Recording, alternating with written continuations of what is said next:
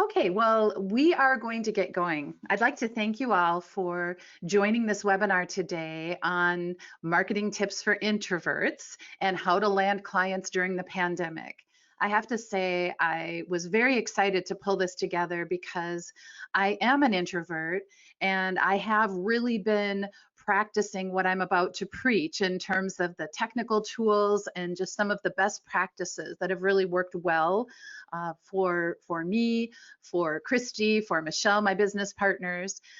So let's move forward. I do want you to know that you can ask questions. You can ask questions throughout the webinar, but I will wait till the end to go through your questions, but I promise I'll answer all of them, even if it means we need to go over a little bit in terms of time. So let's get started. First of all, what we're going to be talking about today includes first tending to your virtual persona, which is going to be very important because as you're building relationships, as you know, during this time of COVID and in the pandemic, it's more than likely going to be virtual. So we want to talk about your virtual persona. We also want to talk about some of the tools, some of the best tools and the ways that you can connect with people online. Let's see here. Michelle, maybe you can text me. I received a message from you earlier that you couldn't hear me, but I'm hoping things are okay now. We're also going to talk about some of the tools for connecting online, as well as providing 10 tips for introverts. And these are things that have been tried and tested and actually work. I have a section in here called The Art of the Boomerang, and it has to do with following up. And I look forward to sharing how this works for me as I'm following up with the various different people that I'm talking to and that I want to follow up with so things don't fall between the cracks. Then we're going to talk a little bit about virtual networking events and some of the experiences that I've had and my clients have had to take advantage of this kind of crazy time. I did put together a number of materials for you, and you'll see them in the dashboard. And those materials include a blog posting worksheet so that you can literally create blog posts because that's a good thing to do during this pandemic time. I put together an updated LinkedIn checklist because LinkedIn is a great tool for you to grow your practice and to mine your contacts. And so there's a tool in there to help you start from the very top of your LinkedIn profile and maximize it all the way to the bottom. There are also tips for marketing during the pandemic. This is a blog that I did that was very well received, and it has a checklist of probably 40 different things that you can do, each of which maybe take 5 or 10 minutes, but they will help you consistently move forward in your marketing and business development efforts. Also, Michelle Wheeler wrote a really good blog on 8 tips for video conferencing. So I've included that, as well as a PDF of all the slides that you're looking at right now.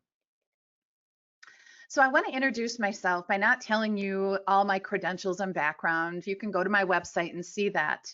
But what I wanted to do was to tell you why I do what I do and why I've done it now for almost 25 years at PSM. So I do what I do because I can always look at people and talk to them and see the potential that they have. I love helping people really achieve their goals because I know that if I weren't working with them and helping them, they may not achieve those goals. If they could have, they would have done it already. So it also really brings me great joy to see when my clients really get it. They're like, oh, I see, this really does work. That's exciting. Speaking of exciting, I love seeing my clients succeed. And I honestly feel as happy for them as if it were my own success. And then finally, I really get energized by being the one that people will say, oh, you're motivating and you're energizing me. That is why I do what I do. And I hope all of you will think as we go through this presentation about why you do what you do. Because the bottom line is that's why your clients hire you. That's why your referral sources refer you, is because of why you do what you do and the passion you bring to your business. So let's start by looking at a little bit of our background. I started and founded PSM in 1997, coming out of 10 years as a law firm marketing director, deciding that if I could work with lawyers and keep them happy as an in-house resource, I can do this on my own. And thankfully I did that because it's been very successful. We have had a virtual model since the very beginning of PSM, and it's worked wonderfully. And in the beginning, people were like, "What? You don't have a real office?" But now everyone is working this way. Everyone is working the way we have for over 20 years. In our virtual model, we do a combination of outsourced marketing as well as marketing coaching. And we do this for a number of different industries that you can see here. One of the things that really differentiates PSM is that we have this awesome team of my business partners, Christy and Michelle, but we have project managers, we have copywriters, website developers, social media experts, videographers. We have everything that our clients could possibly need in their marketing department. And it's been a joy to bring so many fabulous, talented people into PSM to help us deliver the services that we do to our clients. So let's move into the first topic, which I'm calling tending to your virtual persona. So first of all, what to wear? Obviously, you don't have to wear a fancy suit like this gentleman is wearing, but you do want to make sure that you look pulled together and professional, at least from the waist up, right? Because that's what people are going to see when you're building relationships and meeting with them in video conferencing spaces like this or like others that we're going to talk about. So I think the key is in terms of what you wear, you want to avoid things like t-shirts and sweatshirts, and you know your work environment best. And if it's an informal meeting with other people who work with you, maybe it's totally casual. But what we're talking about today is building relationships and developing business during the pandemic using technologies like video conferencing. So you really want to look good. Use the newscaster goal of making sure that at least from the waist up, you look polished and pulled together. And on that note, it's also really important to just take a look at yourself. Make sure your hair isn't sticking up in many different ways. I should talk. It has been 7 months since I've had a haircut. So, sometimes it's a little more difficult, but you have to make sure that you're pulled together and wear makeup to the extent that you feel comfortable. Make sure that when you look at yourself, it's what you would see if you were about to leave your home and go to a meeting at a Caribou or to meet in someone's conference room. You just want to make sure that you look pulled together. It's kind of funny. I have a client and she was wearing this gorgeous necklace, and I said, "Oh, that's beautiful." And she said, "Yes, it's my COVID necklace." She said, "I put this on with whatever I happen to be wearing, and it just dresses it up just enough." So consider that COVID jewelry or that COVID tie or whatever it is that you feel good in as you start meeting with people virtually. Actually, you've already been meeting with people virtually, I'm sure, since this has been going on now for 7 months. I also want to talk a little bit about what people see. It's really important that when you get on a video conference, you might feel like all I can see are the people that I'm talking to, but it's important to look at what they're seeing. And obviously, an animal will make a special appearance on occasion, maybe a child will pop in. But by and large, if this is a business development meeting or opportunity, you want to make sure that what they see behind you is pulled together, is professional. So if you're going to have animals, try to make those animals present themselves in the form of pictures.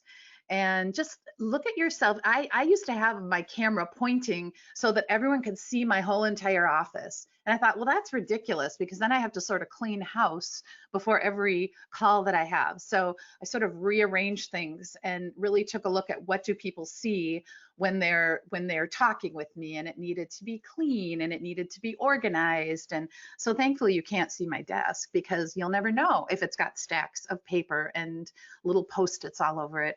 Actually, it's not too bad. It's not too bad right now. So if it's impossible If you absolutely have to do your video conferences from your bedroom or from the kitchen, there are options for you. And you've probably seen that there are backdrops that you can download so that it looks like you're at the beach. Well, is that really what you want people to see? But you can, or on the Starship Enterprise, there's some pretty cool backdrops. And again, depending upon the culture of your organization, but most importantly, the perception that you want people to have of you when they're talking with you, pick something that does look a little bit more like a well-organized office. One thing to be careful with, and you can go on Zoom and you can start downloading these, and before you know it, a half an hour, an hour's gone by because it's kind of fun. But make sure that you're looking at the fact that if you move your head really fast, sometimes the background doesn't keep up with you, and it's really easy to see, oh, that's a fake background. But these are available, so I don't want you to feel all that pressure to have the perfect place in your house to do these types of video calls. Kind of fun to play with. So the next thing, I say lights, camera, action. It wasn't until a couple of weeks ago that I even learned about this contraption on the left called a ring light. Well, what a ring light does is it illuminates you in a way that there isn't glare. Hopefully it's just designed to give you that sort of on-camera look. Speaking of cameras, there were a couple of people that we met with. In fact, over the past couple of weeks, I've noticed this where, no offense, Dell, but their cameras are at the bottom of the screen. So it's like no matter where they put their computer, you're looking up at them, which isn't necessarily the most flattering way to look at someone.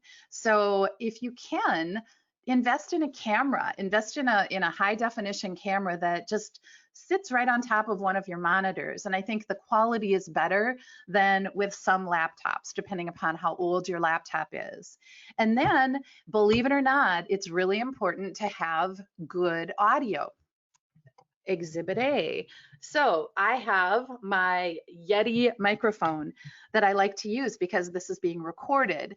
And one of the things that's missing from the one that you see in the picture is this little screen that goes on the top. And what that does is it just allows you, how sometimes people their S's and their T's, it'll sound really kind of grainy, or you can just hear them too loudly. So I encourage you, if you do buy a professional microphone, which I think you should, to make sure that you get this little cover so that your S's and T's don't sound too stark. So now let's talk about connecting online. So what we're doing, these are the infrastructure tools that I believe you need, whether you're an introvert or an extrovert, to be able to really engage with people so that you can make eye contact and so that you can build relationships. So the first thing that you're going to want to do after you have all of your lights, camera, microphone installed and ready to go is you're going to want to pick a room for yourself. It might be a Zoom room, it might be on Teams, it might be on Whereby, which is what PSM uses for its video conference room. The most important thing is that you find a service that will give you your own conference room link that won't change. You want to have a perpetual link to your conference room so that you're not always having to say, schedule a new meeting. And so pick a service. I know you can get your own Zoom room, and I know that with Whereby, which is what we use, you can also have, your own link that is the same every single time you go to that particular conference room. Because one of the things that I think is so important in this time of COVID is to make it really easy for people to connect with you and schedule calls with you. And to that end, one of the tools that I use, and a lot of people on my team and many of my clients use, Appointlet. And it's a service that syncs with your Gmail or your Microsoft Outlook or Outlook 365 calendar, so that if someone is on my bio, they can click book an appointment. Then what they're going to see is they're going to see all of the appointments that I have available. Now you'll notice, so with Appointlet, you can schedule as many different types of meetings as you want. It's not just a one-shot deal. So you can see the ones that I started with are the three here in the middle: the introduction call, the initial consultation, and a marketing coaching call. But I've since added other meeting types. So what's kind of cool is if you clicked on this project management call, for example, you can see it's 30 minutes, and it will link you directly to my calendar. So you can pick a time. I recently did a number of interviews with one of my clients, talking to their CEO level, their clients, their top referral sources. And I was a little worried about, hey, just click this link and schedule a call with me. But it truly is for the convenience of the person that you're going to be meeting with. Nobody enjoys the back and forth. How about Thursday at 3? No, how about Friday at 2? You know, you go back and forth and you waste so much time just trying to get one call scheduled. So when somebody clicks on the meeting link that you've given them, because each of these have separate links, they'll see when you're available, they can click. It's a seamless process. The meeting appears on their calendar, it appears on your calendar, but best of all, you can incorporate your Zoom room or your Whereby conference room so that on that day of that call or that meeting, the person shows up in your video conference room and you have your call. It's just a seamless, integrated way for you to facilitate these online calls that are going to be so important to your marketing efforts. So now let's get into some of the tips that I have that are a little bit more specific to introverts. And I saw something once that said, I'm an introvert. This is what I've been training for my whole life, as in staying at home and not engaging with people. And I thought that was kind of funny because I've sort of felt that same thing. And again, my business has been virtual from the very, very beginning. So it's been great to be able to help people and help clients figure out how to make this virtual world work for their own marketing efforts. So the first thing I encourage you to do is to get a little bit introspective. Look within yourself to figure out, what are your personality preferences? As I mentioned, you need to figure out why you're doing what you do, because it's not about talking to people and saying, you know, well, here's what I do and here are my credentials and this bulleted list of services that I offer. It's about being able to communicate the passion that you bring to your practice and why you're delivering the services you are and what it means to you. It's more personal. And I think in this time, it's important to let that personal side of you come out. So finding your why is important. Christy and I use StrengthsFinder in our marketing coaching, and we always have. It's a it's a tool that you can use by the Gallup organization. It identifies your top strengths, and there are 34 strengths that you get your top 5, but then they don't ever say that these are your weaknesses, but the last 5 or 10 are probably things that I'm not quite as strong at. So figure out what makes you tick and take that Strengths Finder. I think it's $50. It's significantly less than it used to be. And do a little bit of that introspection and find out where your strengths are and focus on the tasks that you can do that tap into your inherent strengths, as well as your personality preferences. This is really important. Most people can say, oh yes, I'm an INFJ or an ENTP. That's the Myers-Briggs personality preference assessment. This particular tool, 16personalities.com, is free. And it's really fun to take the information that you get from both the StrengthsFinder and Myers-Briggs and figure out what it is that's going to make you most successful in marketing. And I'm happy to brainstorm with you. In fact, you can schedule a call with me. You can go to my biography and schedule a call. I'd be happy to talk with you about how to use your strengths in your marketing efforts. So here are a few questions to ponder as you are becoming more introspective about your marketing and your marketing goals. First of all, Why do your clients hire you? Generally speaking, there are a lot of opportunities to hire people just like you, but they chose you. So why did they do that? Why did they hire you? One good way to find out is to ask them. As you build relationships with clients, they become close and you can say, when you did hire me a couple years ago, what was it that made you choose me versus other lawyers or consultants or financial advisors? That's really important information to know as you figure out how to build your marketing efforts and your sales efforts. You also want to think about what type of feedback do you get from your satisfied clients. When I talked about in my Why I Do What I Do about being energized and motivated and motivating, that's stuff I hear from my clients. And I think it's important to capture what they see as really unique about you so that you can use that when you're building relationships, because then, because you've heard it from your satisfied clients, that whatever it is a trait or a skill that people really do value. I love this one because it's about what do I want my clients to say about me when they refer me. So you've got clients, 99.999% of them are likely willing to refer you. But what do you want them to say? There's nothing more frustrating than getting a referral from a client or a referral source, and it's totally the wrong type of person for you to work with. It's not a good fit. So think about what you want your clients to say when they refer you. Think about the expertise that you have that other professionals don't. This is what uniquely differentiates you. And how have your clients' situations changed during COVID? It's so important to be empathetic and to understand what people are dealing with now that they may not have dealt with, and to have some good questions ready when you're talking to them. For example, how has your business been going? Have you experienced a downturn? Were you able to get a PPP loan? Talk to them about how this pandemic has affected them. And then also take a look at what are your must-have services. There are certain things right now that people are just not doing.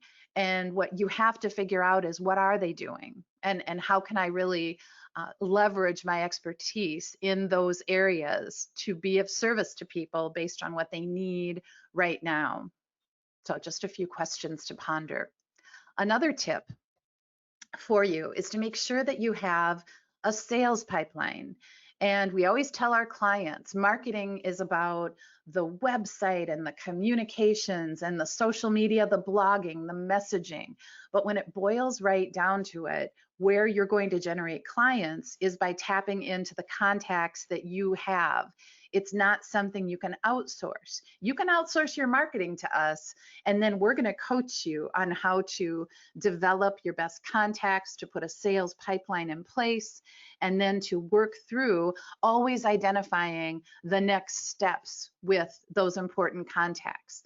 Current clients, prospective clients, people who've referred business to you in the past, as well as law school, college, graduate school, alumni, potentially community organizations that you belong to, or churches or synagogues. You have people in all parts of your life, and there are certain people who could either hire or refer you, and those are the people that you want to include on your sales pipeline. It doesn't mean that you're going to put a sales pitch together for the head of the nonprofit that you serve on the board for. It just means that these are people that you need to keep top of mind and on your radar and make sure that they know what you're doing.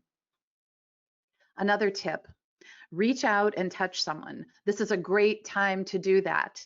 And you can call them, you can email them. These are the same people that you would have on your pipeline. But what's important is that if you haven't spoken to someone for a period of time, just connecting with them via a phone call or an email, and then suggesting that you meet in your virtual conference room just to catch up, goes a long, long way to building relationships, strengthening relationships, and rekindling relationships that you may not have been tending to for a while. Also, another thing you can do is you can just reach out and provide an update to one of your clients or to a referral source. You can say, hey, I was thinking of you, or I read this article and I thought it would be interesting to you. So whether it's clients or referral sources, just reaching out and talking with them and checking in on them, finding out how they're doing is a great way to, again, reinvigorate some of these relationships. Another one that I love is making an introduction. You know a lot of people, you're on LinkedIn, and I bet if you think right now about two really great people that should know each other, you could think of them. And it's really nice to be proactive and not wait for someone to say, oh, do you know someone who does this or that? But rather think of two people who you know would get along well, and just proactively make an introduction of them and copy them both on the email and say, hey, you two should really meet each other. This is what each of you does. This is what you bring to the marketplace, and I hope that you'll schedule a call with each other. And it's just a great thing to do, especially if someone hasn't asked you to do it. Sending handwritten notes, that, you know, those are sort of a thing of the past. So if you do that, it's really going to have an impact. And most professionals, you know, they'll maybe send an email checking in, saying hi or thanks for the referral. But I just want to stress that handwritten notes can really make a huge impact right now, because they are so personal. You should also update your contacts on LinkedIn. And we're not going to talk a whole lot about LinkedIn, but it is a great networking tool for you to, number one, build a really strong profile. And then number two, update your contacts and make sure that you are connected to your best clients, your best referral sources, and importantly, everyone on your sales pipeline. It's interesting how some really important people can fall through the cracks. So it's a really good time to focus on enhancing and updating your contacts on LinkedIn. As I mentioned, one of the handouts that I have provided is a blog posting worksheet. Writing blogs is a great way to share your thought leadership. And the blog posting worksheet that I put together for you is something you can download and just literally write a blog from. So the first thing you want to do is you want to pick a topic that is timely, relevant, that you have a lot of experience or expertise in. But next, you want to say, who really cares about this? Who is this blog written for? Who is my audience? Because your blogs are never going to be all things to all people. So you need to pick a topic and then really write for the audience that needs to know that information. You need to come up with a catchy title. There are actually websites out there that will help you name your blogs. Just do a quick Google search and you'll see they'll rate the blog titles that you're coming up with to let you know if they're catchy enough. And then I'm just going to give you a few of the specifics. You create an introduction about your topic. Then you come up with a few supporting paragraphs about your topic. And then finally, you create a conclusion and a brief biography on who you are and your background. Now, it's one thing to write a blog, and I think a lot of people get hung up thinking, okay, so I write a blog and then what? Then what happens? Well, there are a lot of things that you should be doing concurrently and consecutively to promote your blog. So let's talk about a few of those. First of all, your blog needs to be posted on your website. What we recommend is that it's going to be on the blog feed of your website, but that it's also going to be tied to a blog feed that runs across whatever practice area you're addressing in your blog. And then the third place on your website is it should run across the bottom of your biography. You wrote the blog, and we need to give it as much presence as we possibly can on your website. As I mentioned, okay, I got ahead of myself. Your biography, your service areas. Another thing you can do when you promote your blog is to do an update on LinkedIn and to say, hey, I just wrote this blog. I think you might be interested in it. Here's what it's about.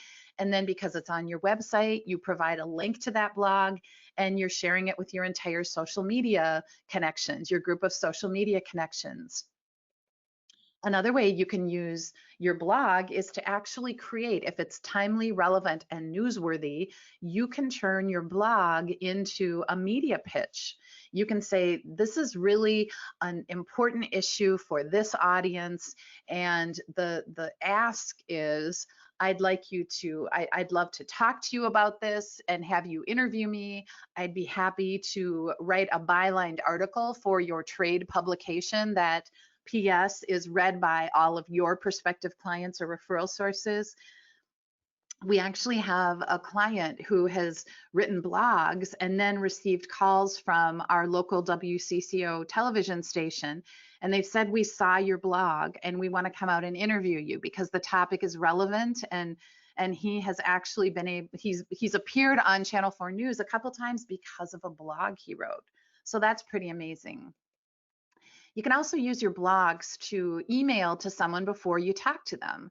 If you're going to talk to a prospective client and you have 2 or 3 blogs on a topic that you know they'll be interested in, it's great to be able to embed those blog links into the email and say, here's some information you might want to review before our call at 3 o'clock tomorrow. And they can really help answer some questions that you then won't have to answer in the call. You can get right to the next most important things. Another thing we do with blogs is that once our clients have, let's say, 2 or 3 new blogs on their website, we'll do an e-communication. We'll send a communication generally through MailChimp to everyone you have on your database, letting them know, hey, there's some, we've done a number of things, but here are links to 3 of our blog posts.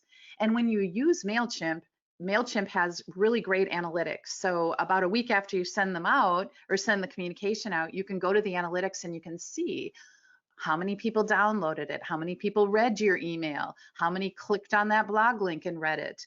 You can also analyze results using Google Analytics, because if your blog is on your website, you will be able to see how many people each month are linking to that blog.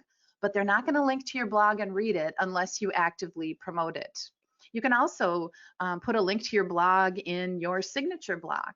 It's really up to you once you write a blog to figure out how you can get it out there. You can ask your friends to share your blog post on their LinkedIn profile so that you're then proliferating out to multiple people's bases of contacts. That's always a great way to get your message across, because again, this is all about showing that you are a thought leader, that you're really smart, that you know what you're doing. Okay, number 7, getting social. This is a great time. The thing I've always loved about social media for introverts is that you do it on your own time, right? You don't have to think about the days when we'd be sitting there working and our phone would ring and we'd have to be like, oh my gosh, my phone is ringing. Do I even want to answer it? Because who knows who's on the other end? I know, see, now my true introvert is coming out. But being able to engage with people on social media by liking their posts, by sharing their content, is a great way to continue to build those relationships that you have. Also, we talked a little bit about this, but now's the time for you to beef up not just your LinkedIn profile, but your biography and anywhere else that you might have a profile. As professionals, every organization you belong to likely has a membership directory or a page for you as a member. Go into those at this time and make sure that they actually reflect what you do as a professional, and beef them up if you can, including LinkedIn. Make some personal posts on a regular basis.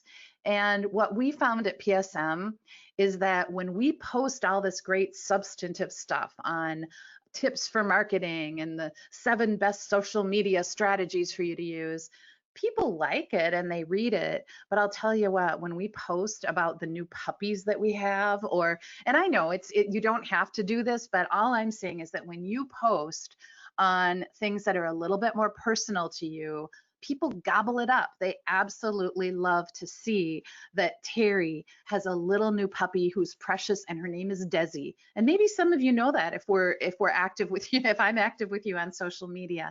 But people love to see. Christy has all kinds of activities going on with her love of horses, and she's always posting about that part of her life. And I just think it makes a huge difference, because what it does is it humanizes you. And especially now, people like to see that they're dealing with genuine, authentic people. Now, when I talk about mine your LinkedIn profile or your LinkedIn contacts, don't worry, it's not an awful thing to do.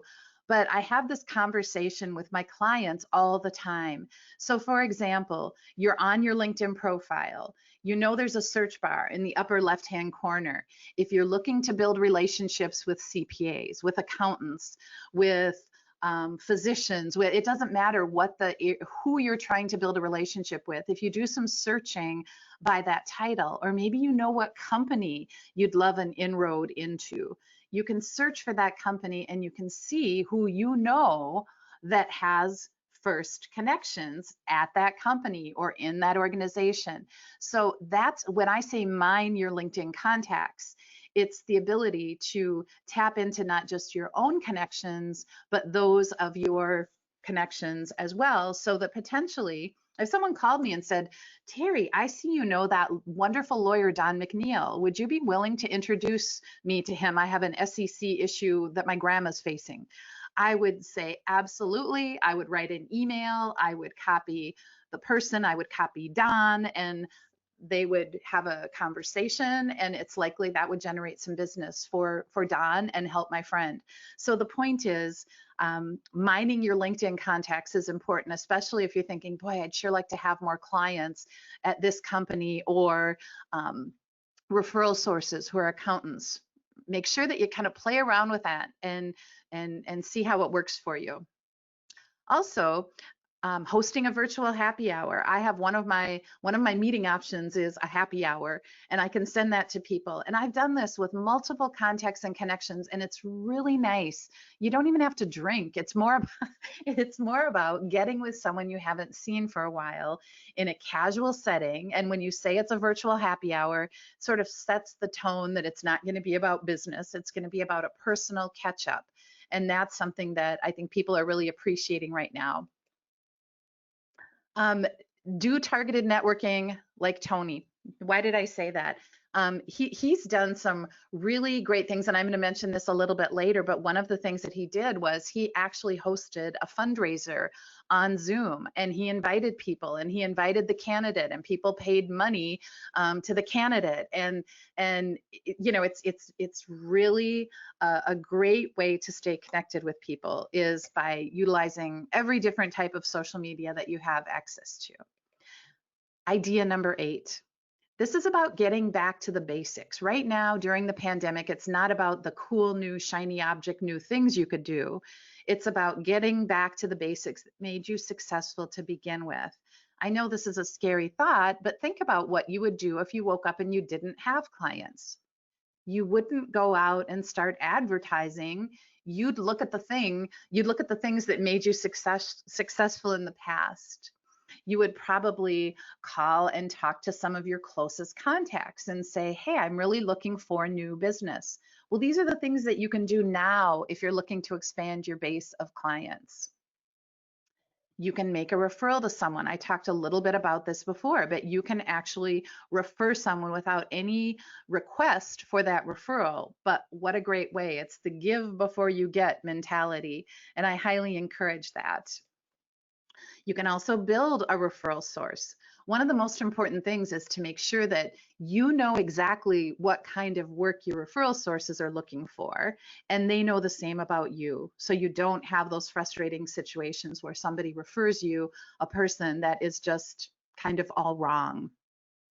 Also, it's a great time. Don't forget about the power of the press. I know so much is digitally focused now, but there still are daily newspapers.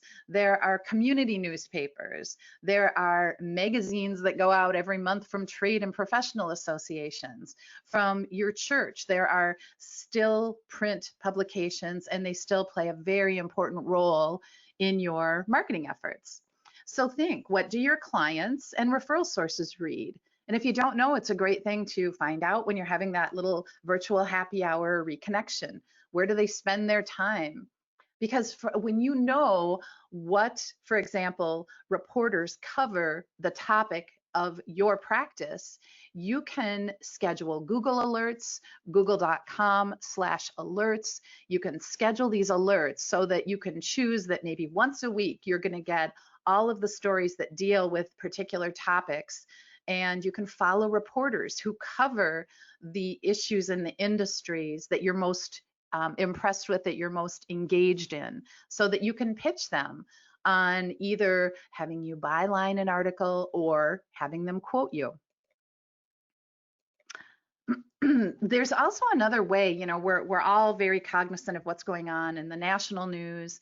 And if there's a way that you can take that national story and say, yes, but there is a local angle to this, and here it is, and you can identify, and this is all based on going online and doing your own research and finding out what reporters cover these areas. But if you can take a large national story and think of a local angle and pitch it to a local reporter, chances are good that they're going to say, yeah, that's a great idea, and they're going to act on it, and they're going to write an article, and they're likely going to quote you. I always tell people that if you're talking to a reporter and they ask you how to spell your last name or how to spell your firm, you're in. They're going to quote you, because they wouldn't ask that if they weren't going to. As I mentioned before, blogs can produce TV interviews. They can produce radio interviews. So I just want to expand your view on blogging, that it isn't just something you do and hope somebody out there reads it. Another thing you can do is you can deliver your own webinar. Right now, providing information to people that they need is really important. One of my clients did a series of webinars back in March, and it was all on the PPP loan process and what small businesses need to do now during the pandemic when revenue is down. It was extremely timely, extremely relevant, and they maintained really strong client relationships throughout the early days of the pandemic because they were providing information that was important to those clients. So you could also consider, as you're building all these relationships, doing a joint webinar with one of your referral sources. You come up with a topic that both of you can present on. You send the invitation to your contacts and their contacts, so you're kind of cross-pollinating. And it can be a very positive joint marketing opportunity to do a webinar together. Again, think about what your clients need to know. Then it's important that you have a really professional looking PowerPoint presentation. Sometimes people think, okay, we've got the webinar, now let's just throw some thoughts up on slides. But you really need to give it some thought, because nobody wants to, for example, attend a webinar where the presenters are just reading the bullets. And trust me, I've seen a few of those, and they're not really fun to listen to, because you just fall into this, you're reading right along with what they're saying, and that's not what we want. Zoom has a webinar service. Obviously, GoToWebinar is the platform that we at PSM have used for many years, but it's pretty easy today to run a webinar. Hopefully, that's one of the considerations when you're choosing your video conferencing service, is to see if they have the ability for you to also do webinars. So check out Zoom and GoToWebinar, because I know that they do have very, very robust webinar functions that handle the invites and the RSVPs and allow you to upload materials. And then invite your contacts. Make sure that you record the webinar. We're recording this webinar right now because just this morning there were a few people who said, I can't make it. Will there be a recording? People want to be able to see that. Let me tell you that we have a client, and some of you may have heard this story, but he's in New Jersey. He's a family lawyer. He wrote a book. I happen to have it right here. His book is on divorcing a narcissist. Well, he did a webinar on divorcing a narcissist, and we posted it on YouTube, and it plays on his website for people who want to see it. That YouTube video has had over 80,000 downloads. So when you do a webinar, it can live on and reach a lot more people than just those who are on the actual webinar. So definitely, please keep that in mind. And then you want to develop a survey. So at the end of this webinar, you're going to be directed to a survey so that you can tell us how we did. Let me know what you'd like us to present future webinars on. It's just a nice way to really stay connected with the people who are taking time out of their calendar to watch your webinar. And then following up is probably the most important thing, because many times you get through it, you're done with it, and it's like, thank goodness I'm done. But you just always have to really commit to following up. A couple of things as I'm sort of wrapping up here is there's a tool called Boomerang. Okay, let me just say it. I'm going to go over a little bit. I apologize. It's 12:15 right now.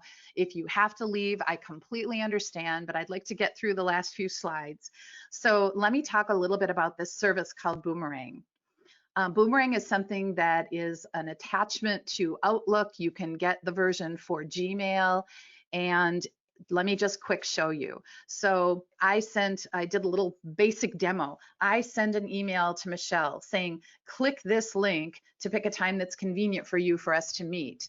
Now, once I send that email, it's sort of lost to me, right? I hope the person is going to respond back. But what I can do is I can go into my sent email, I can open Boomerang, and I can say, send this back to me in 4 days.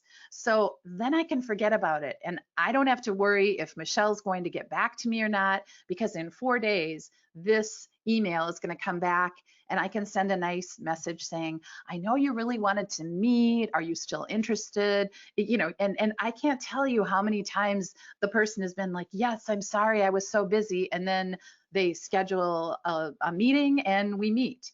So I encourage you to look at Boomerang.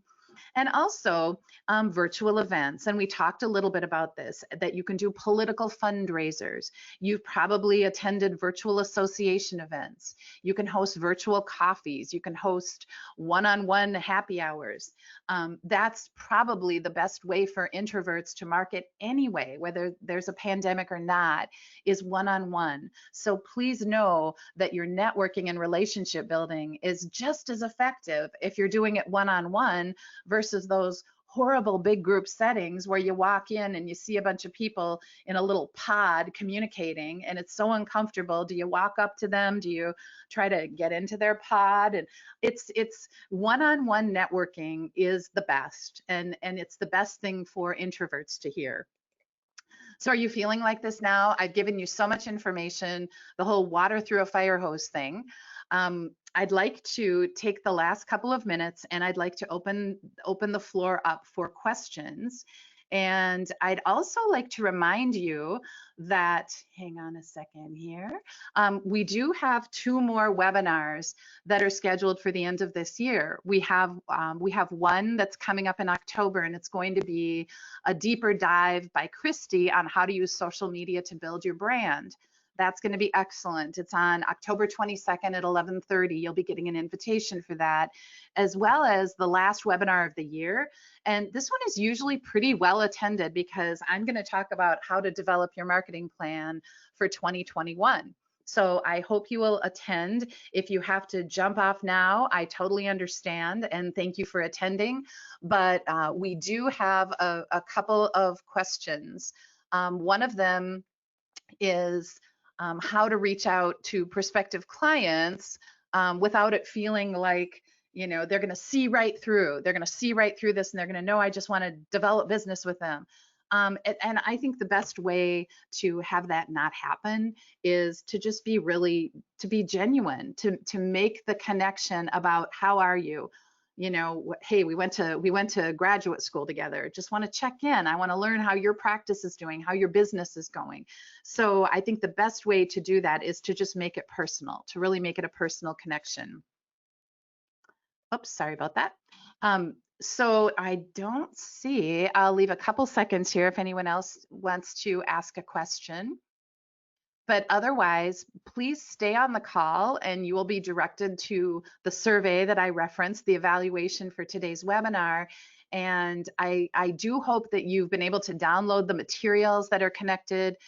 If we leave the webinar, when I close this, those attachments will go away. If you didn't get them, you can call me or email me and I will happily send them to you.